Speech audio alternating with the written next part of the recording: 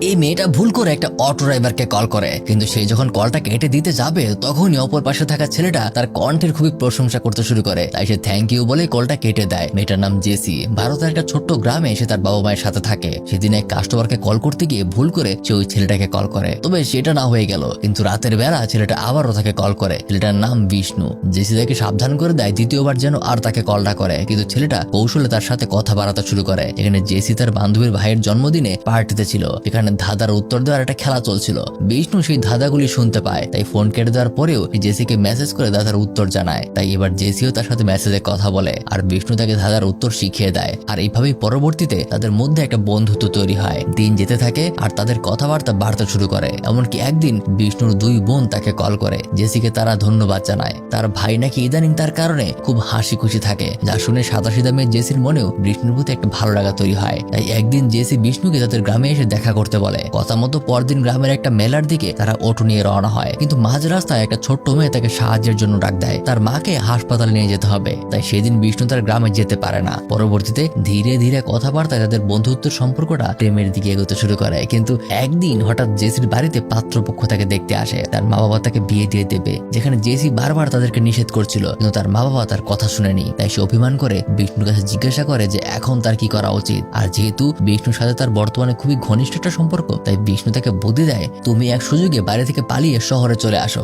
আমি তোমার থাকার ব্যবস্থা করে দেব। তোমার মা বাবাকে একটা উচিত শিক্ষা দিতে হবে, তাহলে হয়তোবা তোমাকে আর বিয়ের জন্য কখনোই জোর করবে না। জেসি তার কথা মতো সেটাই করে আর তার বান্ধবীকে বুঝিয়ে এক বৃষ্টির দিনে কিছু জিনিসপত্র গুছিয়ে একটা বাসে উঠে পড়ে। এটা সোজা বিষ্ণুর শহরে গিয়ে পৌঁছাবে। বিষ্ণু বলেছে বাস স্ট্যান্ডে নেমেই যেন তার সাথে যোগাযোগ করে, কিন্তু পৌঁছানোর পর তার খুবই অস্বস্তি লাগছিল, কারণ সে আজ পর্যন্ত একা কখনো শহরে আসেনি। সে বিষ্ণুকে কল করে, কিন্তু বিষ্ণু জানায় তার আসতে আর একটু সময় লাগবে। জেসির এই ঘটনায় খুবই ভয়ও লাগছিল, তাই সে একটা পাবলিক ওয়াশরুমে ঢুকে পড়ে। আর তারপর বিষ্ণু তাকে কল করলে সে বাইরে বেরিয়ে আসে। দুজনেই প্রথম একে অপরের সাথে দেখা করলো। এখান থেকেই তারা একটা পার্কে চলে যায়, সেখানে একে অপরের সাথে অনেক কথা বলে। কিন্তু জেসি খেয়াল করে তাদের পাশ থেকে একটা লোক অনেকক্ষণ ধরেই তাদের উপর নজর রাখছে, এমনকি পার্কে আসা পর্যন্ত সে তাদের পিছু করছিল।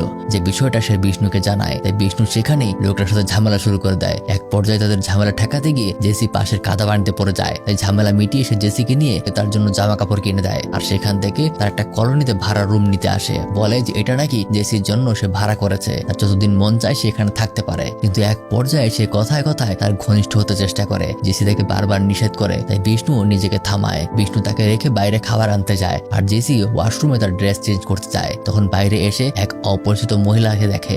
মহিলা থেকে বিষ্ণুর কথা জিজ্ঞাসা করে, এমনকি মহিলার কথাবার্তাও জেসির সুবিধার মনে হচ্ছে না। ঠিক তখনই সেখানে বিষ্ণু চলে আসে আর তাড়াতাড়ি মহিলাকে সেখান থেকে ফেরত পাঠিয়ে দেয়। ঘটনায় জেসির কিছুটা অস্বস্তি লাগছিল। তার উপর তখন বিষ্ণুর তার ঘরের দরজা লাগিয়ে দেয় আর ভেতরে জেসির সাথে আবারও ঘনিষ্ঠ হওয়ার চেষ্টা করে। এমনকি এবার বিষ্ণু জেসির কোনো কথা কানে শুনে না, তার সাথে সে জোর জবরদস্তি করতে শুরু করে। ঠিক ওই সময় কেউ একজন দরজা এসে টোকা দেয়, তাই বিষ্ণু তাকে ভয় দেখে চুপ থাকতে বলে দরজা খুলতে চলে যায়। আর একটু আগে পার্কে যে অপরিচিত লোকটার সাথে বিষ্ণু ঝামেলা করে আসলো, সেই লোকটাকে দরজার ওপাশে দাঁড়িয়ে সে তাকে মারতে শুরু করে, কিন্তু ভেতরে কাউকে দেখতে পায় না, কারণ জেসি ততক্ষণে ভয়ে তার টয়লেটে লুকিয়ে পড়েছে। এদিকে সেই লোকটা বিষ্ণুকে মারতে মারতে একদম আধমরা করে ফেলে। আর অপরদিকে বিষ্ণুর বাড়িতেও পুলিশ রেড চালায় আর বিষ্ণুর দুই ছোট বোনকে অ্যারেস্ট করে নেয়। আসলে এখানে আমরা এতক্ষণ পর্যন্ত যা জেনেছি তার সম্পূর্ণটাই মিথ্যা। মূলত যে লোকটা বিষ্ণু আর জেসিকে শুরু থেকে ফলো করতে এই পর্যন্ত এসেছে, সে একজন আন্ডারকভার পুলিশ এজেন্ট। আর বিষ্ণু শহরে নারী পাচার করার কাজ করে, মেয়েদের দিয়ে বিভিন্ন পতিতালয়ে কাজ করায়, এমনকি ক্লায়েন্টের কাছে বিক্রি করাই তার একমাত্র কাজ।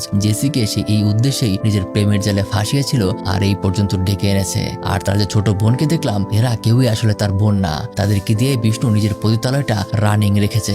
যাই হয়ে যাক, জেসির ভাগ্যটা ভালো ছিল যে সেই সময়ে পুলিশ অফিসার এসে তাকে বাঁচিয়ে নিয়েছে। তারপর সেই অফিসার জেসিকে তার গ্রামে পৌঁছে দেয়। আর অবশ্যই সে যে ঘর থেকে পালিয়েছে তার জন্য পরবর্তীতে তাকে অনেক কথাও শুনতে হয়, কিন্তু শেষ ভালো যার সব ভালো তার।